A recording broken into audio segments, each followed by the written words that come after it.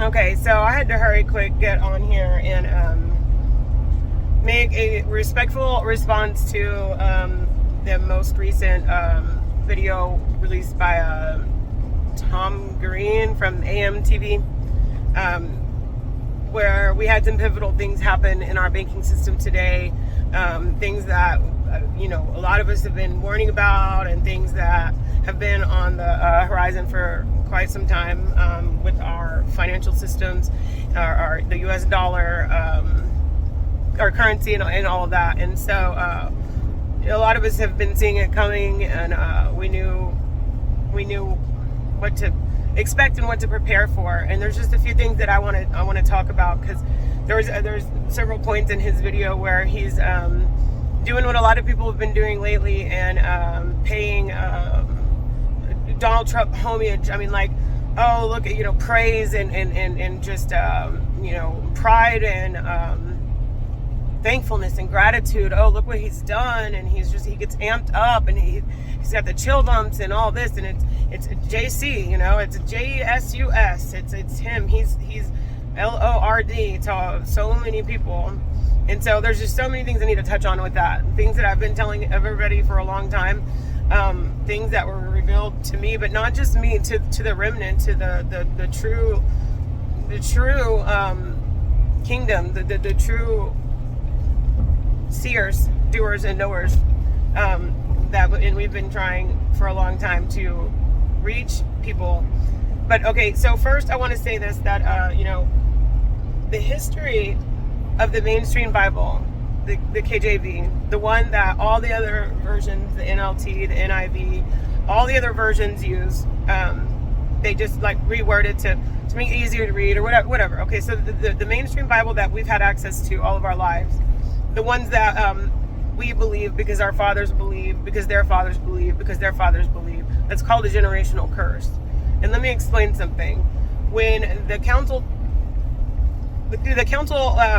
King James and the church, and if that's what you want to call it, when they were deciding how they would basically reword the Bible, rewrite the Bible, they voted on this. What will we call him instead of what his name is? And that's one of the 10 Commandments. His name is his name, and that's sovereign.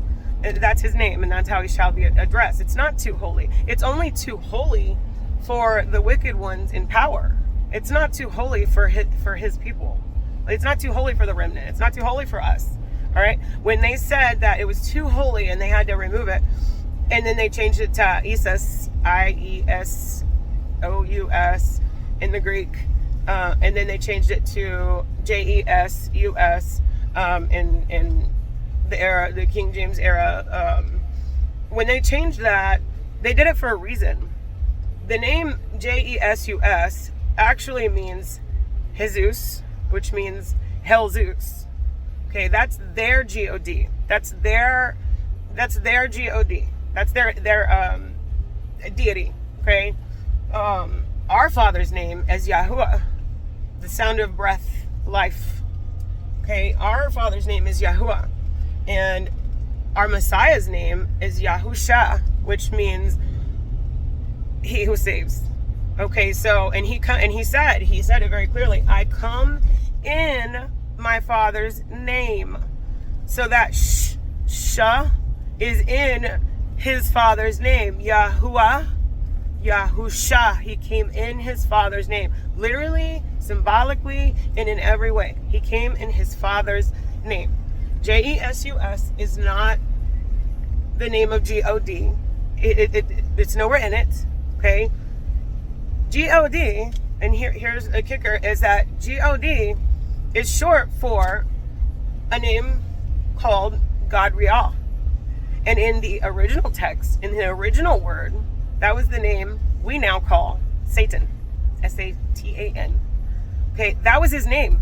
So we're calling upon him when we say God. And he says, make no mention of other deities. And that's why I try my hardest never to speak their names. Ever. I won't do it. If I can help it, I don't want to speak or say their name. He says make no mention. Okay, so do you think he wants us praying?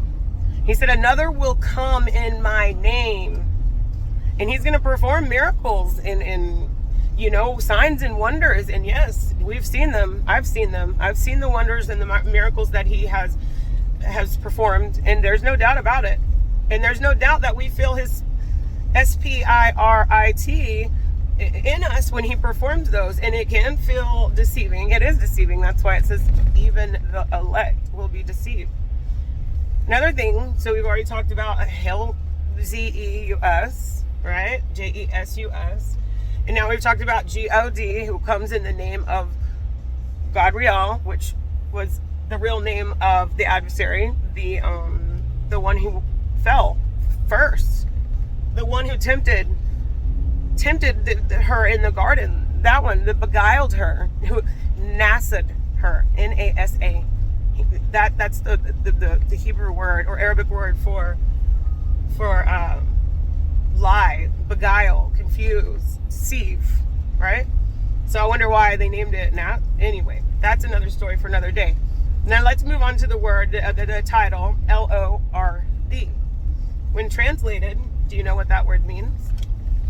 It means B-A-A-L. Do you know who that is? Does anyone know who that is? B-A-A-L is another false deity. Okay? So when we call on the name of L-O-R-D, or when we address our Father as that, we're not connecting with our Father, not anymore.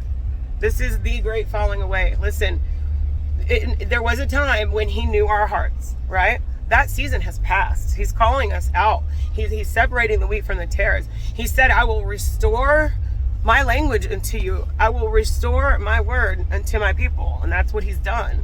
And now that door is closing. When people think, oh, well, we're going to be raptured or blah, blah, blah. And, then the church will be removed from that. No, that's what's happening. It's already happening. It's already happened. There's no rapture mentioned in the real original text, the real original word, the real original language of our Father. There's not. I'm sorry. When he mentions that one will be in the, two will be in the field and one will be left and one will be taken or whatever, that's not a good thing. Okay? That's not a good thing. Okay? Because the word also says the meek will inherit the world. It doesn't say we're going to be taken up out of the world and then we're going to come back later. No, it says the meek will inherit the world. The ones who are taken, that's not good. Okay, and there is no rapture. And let me explain. So now we've talked about Jesus, we've talked about God, and we've talked about Lord. Okay, they renamed him over 6,000 times in the Bible. Right? Why would they do that when he specifically says, "A, don't tamper with my word, don't change it, don't add to it, don't take from it, and though my people will know my name. Above none, there are none above him." And so, if my name is Crystal in China, Russia, Germany, Africa, Asia, America, and it's my name for all time, it's my name in the 1800s, it's my name in the year 2036, it's my name across nations, that's my name. I don't go by another name, that's my name, okay? And even in other alphabets, the pronunciation never changes. So, names are not transliterated. Proper nouns cannot be transliterated. They can't be translated. It's a proper noun. It's your name. It's your title. Just like in other countries, names of things remain the same. Okay? The alphabet's different, spell looks different, all that, but it's still the same. In China, they say America. They say, it's a proper noun. So it cannot be transliterated. So if my name is that, if you walk up and you call me Gertrude and you keep saying Gertrude and I don't respond, that's because that's not my name. I'm not gonna respond to another name. There's no name above my name as far as addressing me, making contact with me. There's no other name that goes that way. It just doesn't happen. It doesn't work that way at all.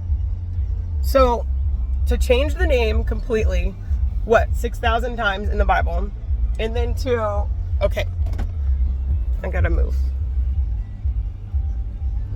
Sorry. So we changed the name of our sovereign Lord, our what y'all say Lord, okay? But he is not my Lord.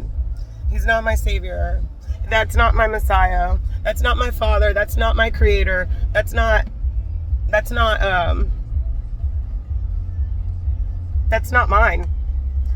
And so I'm not going to speak to him anymore. I'm not going to pray to him or through him anymore, lest I be struck down. So when he's on here, back to the AMTV, I think Tom Green or whatever his name is, he's ranting and raving, and he's saying, oh, Trump has accomplished what no other president could. We now have decades of peace across the Middle East, and we've never had this before. And he was able to do what no other man was able to do. And then he just goes on to praise the JESUS too. Like, oh, he's sovereign. No, okay. This is what he predicted. This is what was predicted and prophesied in their script. The English language was formed on witchcraft. Yep, you heard me right. And you can look into that. Don't believe me. Please don't believe me. Please go look into it yourself, because nothing is more important than the wisdom and knowledge that we need during this time. Nothing is more important. Nothing. Not your boyfriend, not your husband, not your friends, not your family. Nothing is more important than hearing this word and getting this word out, okay? So go look into it. And if anything and everything that I say, and if and where I might be wrong on some details or whatever, come back and let's talk about it. Let's work on it. I'm more than happy to learn. But the English language is based on spell casting, and that's why we call it spelling. Right? Okay. So it's based on casting spells. It's based on witchcraft. So when they rewrote the Greek translation, which KJV didn't even translate it from the original text at all. They translated an already translated version of the word, and then they changed the name however many times. And then you know what they call it? You know what they called it? And I'll tell you why. They call it scripture. Scripture. Because that is their guidebook. That is their instructions. That is their plan. That is their script. And they're sticking to it. So the enlightenment that we've received divinely, because a lot of people who are still stuck in that church have been hearing from our Father, our real Father. They've been praying to the wrong one. And now is the time where it's like the great falling away, where it's like, okay, now I'm calling you out.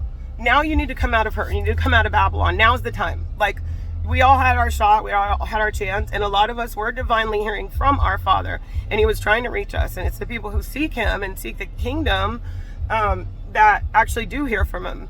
Other people seek their opinions, their indoctrination, their generational curse, what their daddy told them and what their daddies told them, and those daddies told them, what the TV tells them, what the church house tells them.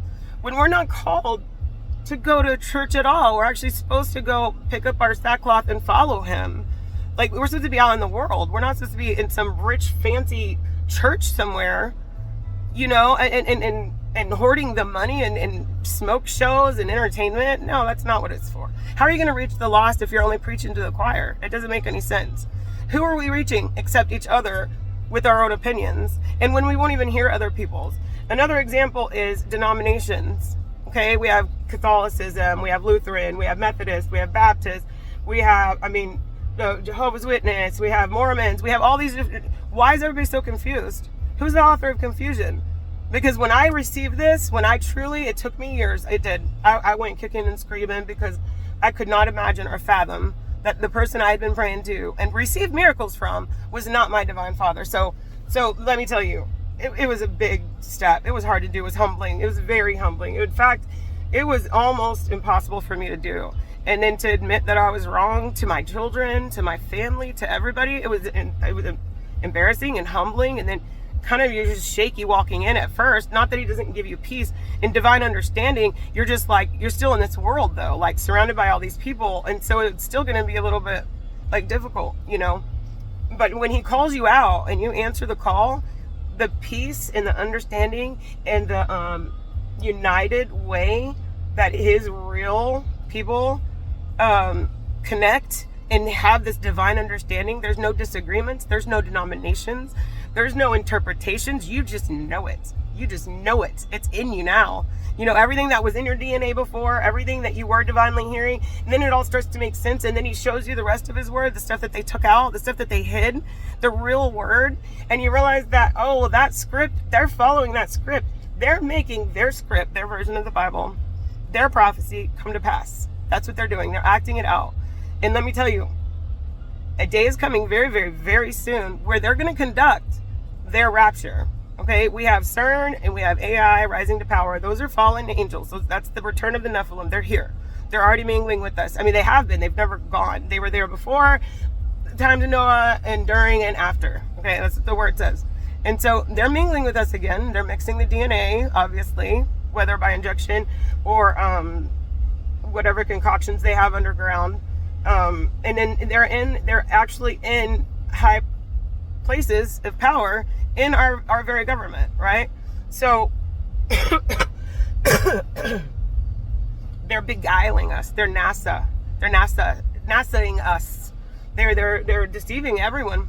And so now that it's completely risen to power, and we're in those times where another's came in his name, and we have the AI, and you know, because if you know anything about the fallen, they taught humanity a lot of things we weren't supposed to know. I mean, and even me, I'm still living in hypocrisy, and I'm still working towards it. But I mean, they taught us things like how to make weapons. They taught us about warfare. They taught us about makeup and vanity and mirrors. And I mean, like a ton of things, right? Technology, things that we couldn't have accomplished without their knowledge. You know, they opened that Pandora's gate, you know, and now they've come through CERN, and we have different dimensions mingling inside of ours, and you know, and the veil is being lifted because they're all just coming together, and this, a lot of us are seeing it. We're seeing it manifest, not just in the spirit anymore, but physically seeing it, and it's absolutely terrifying. It's absolutely terrifying, and I'm not scared for me. I'm scared for the people who don't understand this. Now, listen, the technology that I'm talking about, when they finish their script, when they conduct their prophecy, when they project with technology through fallen angels, through the Nephilim, the Anunnaki, when they project this rapture of their deity and their Messiah, a lot of people will go. A lot of people will go. But it won't be us, because we have a job to do. The saints, we have stuff to do. And I'm just praying that I can stand, and I'm praying that I am saved. I know the calling on my life. Do I know if I'm worthy or not? No. Have I made it there yet? No. I'm still living in sin and in hypocrisy. I'm still in this world, and I'm still trying, and it's one little step at a time. You know, we've made this move and that move, and it's a lot to do all at once. You can't do it overnight. I'm not making excuses, because I'm not worthy. And so I'm not standing there pretending I'm better or thinking I'm better, or that I'm righteous, or that I've made it, or that I have it all figured out. I know what I know. Have I applied all of it? No, I haven't yet. I've not applied all of it, okay?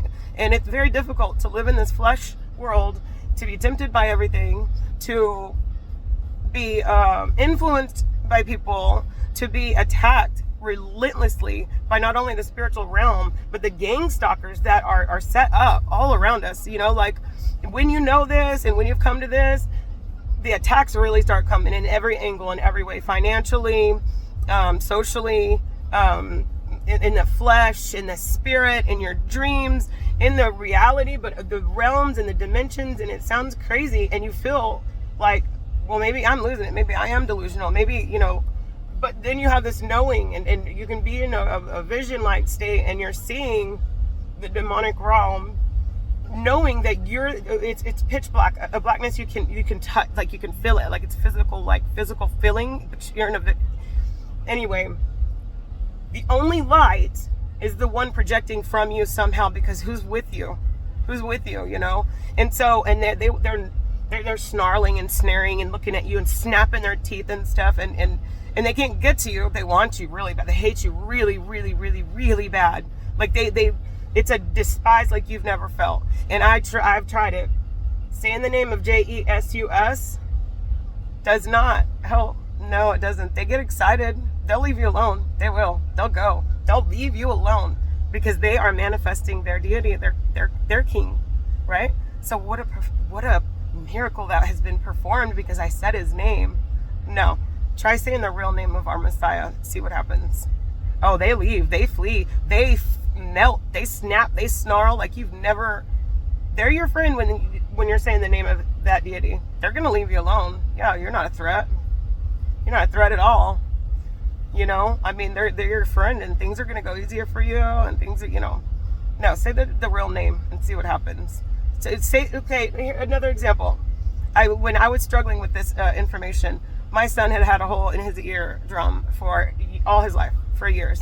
Caused him pain. I mean, we had to do ear drops, and he had to have it cleaned out, and he had to have surgeries and tubes, and I mean, just all these different things. And every time we would go to the doctor's appointment, it was like every 6 weeks, I would pray in the name of JESUS, and I would pray with all of me, in the spirit. I would pray out loud, and I would pray fervently to this other deity, and nothing ever happened. And so we went in for one appointment, and they were like, okay, we're going to go ahead and get the surgery scheduled. He's going to have pig membrane applied to the eardrum to seal it because it's the closest thing to human, right? So we're going to go ahead and get that scheduled. In your next appointment, we're going to do all of the run-up, like the workup, to just make sure, like, okay, they're going to do x-ray the chest, make sure that he's clear for surgery, there's nothing in there. They were going to do some blood work, what blood types and all these different things. So we were going to go do and get ready for the pre-op. And so on that way to the appointment, I had been struggling with this information for so long, I'm just like, okay, my son has to have another surgery, first of all. Second, I've been given this like divine message, which I knew was right, and his wisdom and divine and supernatural and just like embedded in me and deeply in my DNA. But I struggled with it. I did. So do you. That's why we're having this conversation. It's hard. It's hard to swallow. It's hard to take in. So anyways, this one time I was like, you know what? I'm going to do it with doubt in my heart, because if I don't, we're not supposed to doubt, at all, but if I don't do it with the doubt that's in my heart, I'm never going to do it, so I'm just going to try this thing out, and he says that it's a mustard seed, and let me tell you, it had to have been a poppy seed for me, because I was like, okay, well, we'll see. And so that day on the way to the appointment to do the pre-op so we could do the surgery, I said, you know what, I'm doing it. And I prayed, and instead of looking down where their deity lives, I looked up to where mine does with doubt. And I prayed, Father, my Abba, Yahuwah, that is your name. I pray with all of me. And that pray is also a bad word. We pray. Anyway, so I said, okay, this is what I've been hearing, and now I'm going to apply it. And I'm not testing you, but if it's real, then the power that comes through your name will heal my son. He won't need the surgery, and we're going to go home with a clean bill of health, right? And so I prayed, and then I said, I pray these things through the precious bloodshed of your son who came in your name, Yahushua. Let it be done. And I'm paraphrasing, but I mean, I was praying in power. I was reaching out to him in power, and the little belief that I had, but also a lot of doubt. So I did that, and then we went in, and they were starting to do like the blood pressure and all this, because they have to make sure that they're healthy enough for anesthesia and all that. And then they're like, okay, well, the last thing we're waiting on is Dr. Siboney to come in and check out the hole and get the game plan, like what all we'll need to do. And so we sat in the room and we waited, and she came in, and first the nurse practitioner came in, and the nurse practitioner was confused, and she's like, hold on a minute, I gotta go get the doctor, the surgeon. And I'm like, well, why, what's wrong? She's like, no, nothing's wrong, hold on, I'll be right back. And so a nurse comes in, and she looks in his ear, and she's like, yeah, well, go get her. Go get who? The surgeon. So they run out of the room, and they'll grab the surgeon, and she comes in, and now there's 3 of them in the room, and she's looking in the ear, and she's like, well, let me look at the other one. Maybe we have it wrong on the chart. Maybe it's his other ear. And I'm like, what is going on? Like, tell me what's going on. I mean, they looked alarmed and kind of concerned. They were just confused. It wasn't supposed to heal, and it was healed, and there was no surgery needed. And that was the only difference in my prayer and the power that I used to pray, was who I was praying to. That's the only difference. It's the only difference. And sometimes when we're healed of things and we've prayed through JESUS, sometimes our Father is gracious and merciful and he heals us. But other times, the evil entities that have inflicted illness and pain, when you pray to them, they release it so that it looks like a miracle. Oh, you're healed. You're healed. It's happened to me. And I know that was a time or two when I know who healed me. But I also, there's a time or two when I know that the adversary just loosened his grip a little bit to prove the faith in that religion, the faith in that deity. They have to. I mean, how else can they perform the miracles that will keep you just so faithful and loyal? Oh, look what he's done for me. Oh, look, I've seen him work miracles in my life. Yeah, me too.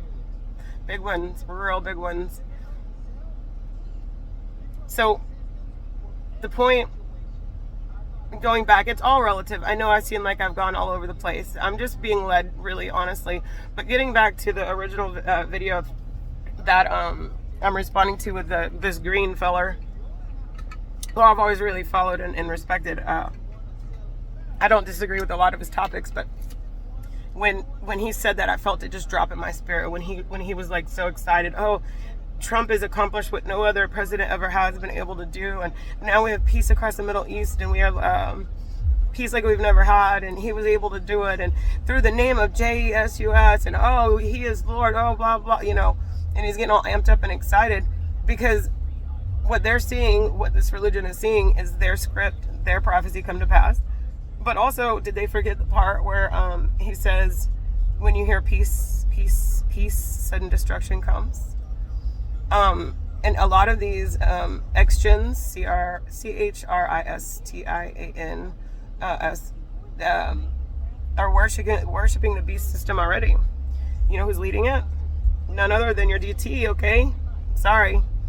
And his deity, JESUS, right? Well, that's his Messiah.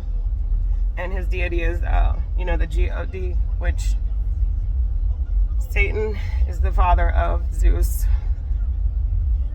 Bel is Lord of all in that realm. And they are going to conduct their little rapture. And people are going to leave. That's not a good thing. It's a curse, because the meek are going to be the ones that stay and inherit the earth, and we're going to have a lot to go through, and we're all appointed to different things. Some will be martyred, some will be they will be taken into the wilderness and hidden, some will be out and open to lead people out of darkness, and then some people that are stuck in this, it says narrow is the gate, and few enter it. What is the biggest religion in the entire world? It's a broad gate, and most people are going towards that. Look at all the revivals happening lately in his name. Okay, but the remnant, we're all over the place. We're on all four corners. They lied to us they changed our calendar. They lied to us about the word. They lied to us about time. They lied to us about geography even. Israel is not Israel. Yasharel is not Israel. Yasharel is not located where they say Israel is. Israel is not the holy nation. IS is real. REAL. They spelled it out for everybody, okay? The Jews, the ones that the word speaks of, that he says that they claim to be, but they're not. All these people who say they're Jews and rabbis and stuff, they're not the real Jews. I'm sorry. They're not. They're not his people. They've taken their spot in the temple and claimed things that are not true. The truth, there's so much more truth that I can't get into in this video because I'm trying to keep it all relevant. I'm trying not to go too far off track, but they lied to us about every single thing. And right now, they are following their script. They are acting it out. The powers that be, the evil in high places, they are conducting their prophecy while our Father and his word is being revealed. and he's gonna crush them for this, because he says another came in my name, and you believe because your fathers believed, and you will receive him. And so here we are, and he's so excited about this. He's feeling the power. There's power there. Don't get me wrong. The word says that. Look, that we're no. He told us that, and they sprinkled like some of his in there, and the ones who truly sought him through all those Sunday schools, reading the KJV and the NIV and the NLT and stuff, the people who were like, wait a minute, hold on, something's wrong. Like, everybody's like, oh, well, Christians are hypocrites, and Christians contradict themselves, and the Bible contradicts us. Yes, it does. It's meant to confuse you. Their version is meant to confuse you. The real word, the one that he just restored, the one that he's just now waking, the real revival that's happening, there's nothing confusing about it. There's nothing contradictory about it. It all makes perfect sense. Theirs is confusing, because that's what the author of confusion does. He confuses you, and that's who y'all pray to and through, him. And so he's going to keep you confused and in bondage and in different religions and denominations. And there's going to be Lutherans and Methodists and Jehovah's Witnesses and Mormons, and everybody thinks they found their way or whatever. No. We're of one accord, one body, and it all works together. And there's no arguing, no quarreling, no bickering over genealogies or the word nothing. It's just in there. And anytime someone says something that's in the remnant, a remnant person, a chosen person or whatever, anytime they say anything, either A, you already know it, or B, there's no desire or even temptation to argue with it or to debate it. You just want to know more. You're like, what? Tell me more. Like, really? And then you go to him and you discern it, and you pray about it, you read about it, you research it, and you're just like so excited with the new information. There's no theology about it. It's just real. It just is. It just is what it is, and it is, and it is, and it is. It just is. Like, there's no doubt or question or anything. It's just so absolute and so perfect and so divine, and just unlike anything I ever felt in the other religion. I'm glad that I was set free. I hope that I make it. I hope we all make it. I hope that more people will listen. I'm not righteous. I'm not even self-righteous, with the information that I know. In fact, anytime and every time that I talk about it, I feel like a hypocrite, and I don't feel worthy to be delivering the message. And a lot of times we can't receive certain messages because of who they come from. And I don't know why he chooses us. I don't know why he chooses the broken of the brokenness. I don't know why he chooses addicts and alcoholics. I don't know why he chooses us, but he did, and he does. And I hope that I can rise up to being obedient, and it grieves my heart when I see videos like that, as passionate as he is, this whole crypto thing, the new currency, that is the beast that is, he isn't rising to power. He's already fully in power, completely in power. And so this is just another little step, like the one world government, one world religion, where it all comes together, and then where eventually Christianity is going to embrace the other ones, and then, it'll be a coexist type of thing, and, love and peace and all this stuff. But what happens right after that? Sudden destruction, right?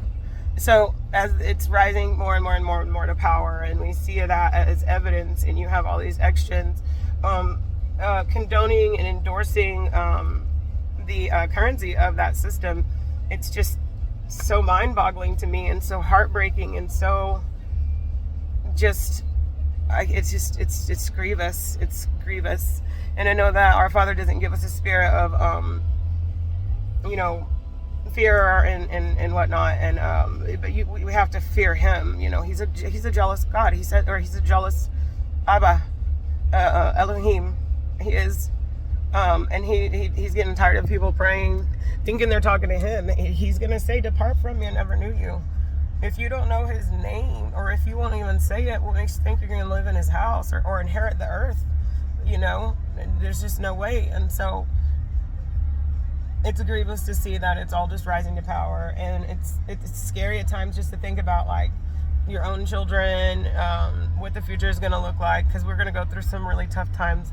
You know, there is no rapture that's going to save us. We're here to stay. Like, this is our earth. We're going to inherit this place, you know, and the mess that's being made all over as the beast rise. And then when he does the rapture and he takes the, you know, his seat as the son of perdition in the temple, the holy place, and he declares himself to be, you know, who,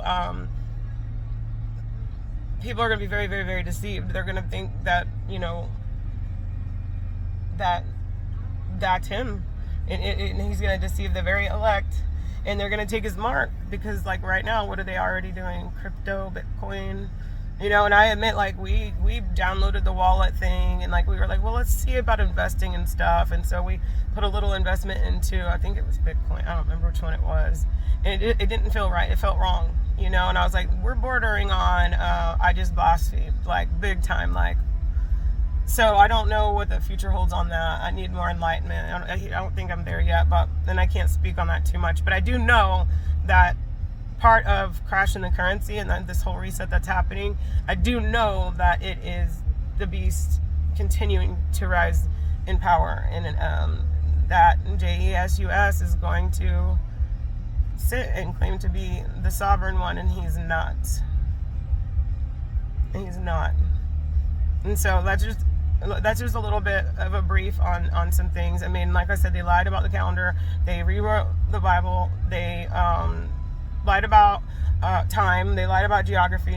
They lied about the cosmology of this place. They lied about the shape of the place. They lied about locations. They lied about absolutely everything. Absolutely everything. Even the names in the Bible aren't their names. It wasn't Adam and Eve. All right? It wasn't G-O-D and L-O-R-D, you know, it's Yahuwah, Yahusha. It's not Israel, it's Yasharel, you know.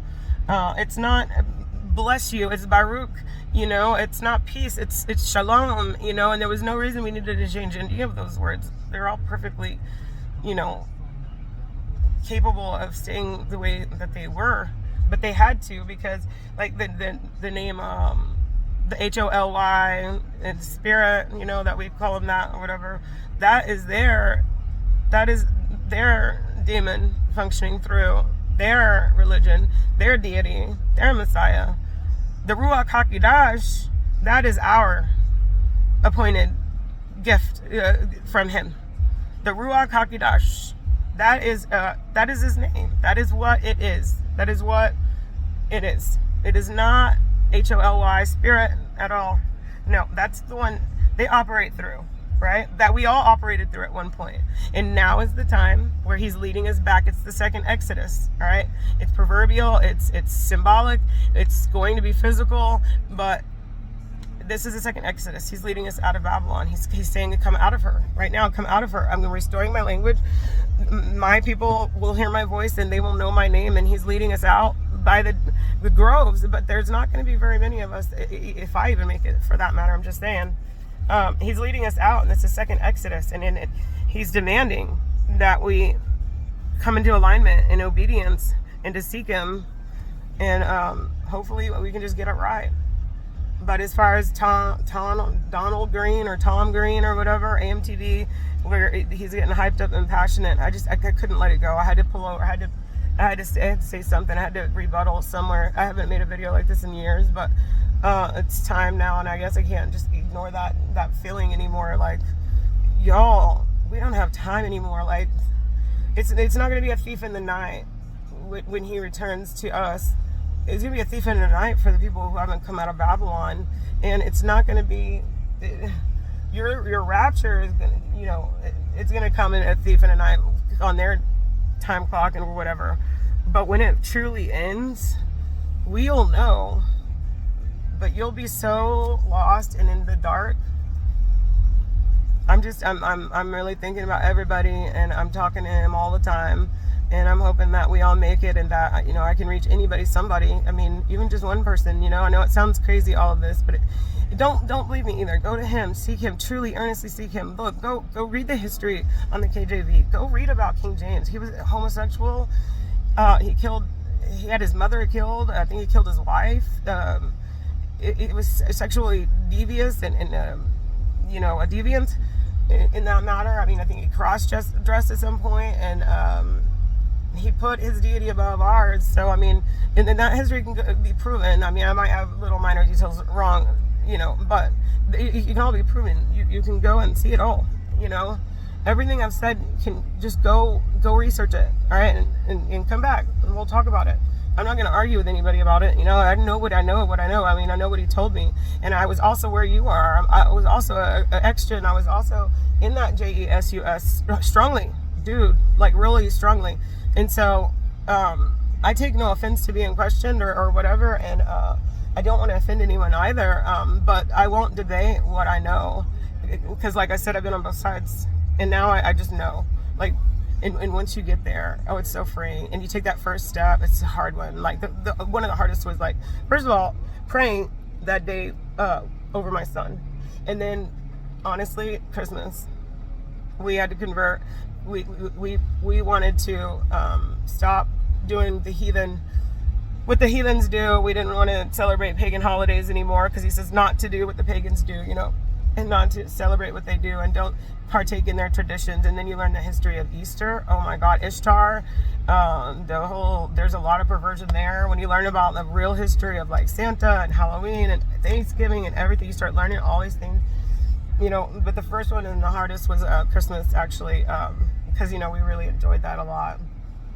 But that one was hard, and so we wanted to practice and to celebrate the holidays that are on the Jewish calendar, the ones that our true Messiah YAHUAH celebrated, and he celebrated Hanukkah, and so we did that, and it was a big first step. It looked a lot similar to Christmas, I will admit. It was 8 days. Oh my gosh, that was difficult. But we switched a lot of things up. It says don't.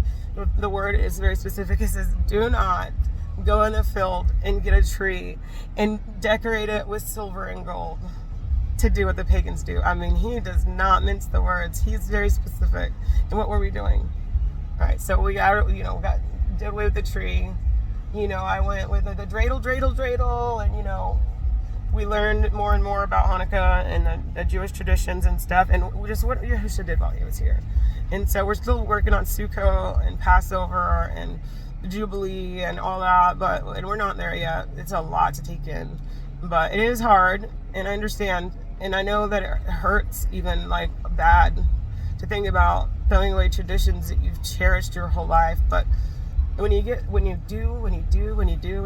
take that first step and you do it, and you actually just do it, you're like, I'm just gonna plunge in or whatever, and then you do the first year of Hanukkah thinking, oh, I'm gonna miss Christmas morning and stuff. When you just do it, it is just so freeing, and such a deliverance, and so empowering, and so supernatural. And then, like, just being with the family 8 days instead of one morning, the 2-hour morning, and then all that excitement and anxiousness building up to that one morning. It's gone. Hey, one morning, 2 hours, let me go look at all my stuff, and that was awesome. And then you just kind of feel like, well, now what?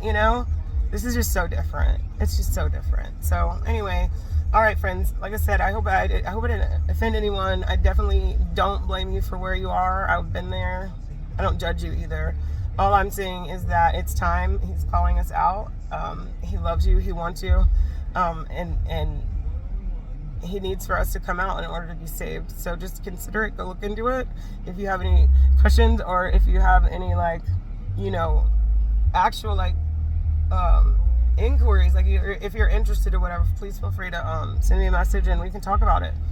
But anyway, much love to you guys. I hope to see you join us, the remnant, and I hope to see more of you come out of Babylon, and I'll see y'all later. Bye.